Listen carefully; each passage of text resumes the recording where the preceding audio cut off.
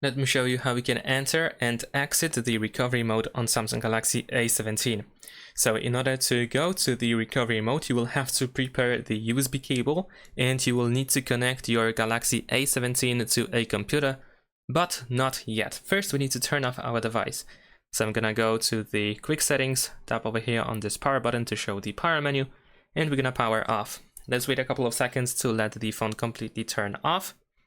And now we will have to press and hold the power button and volume up button at the same time. And once we start pressing these two buttons, we will have to quickly connect the USB cable. Once we see the Samsung logo, you want to just hold volume up only. So let me quickly prepare. I'm gonna press and hold both of these buttons and then start pressing and connect the cable.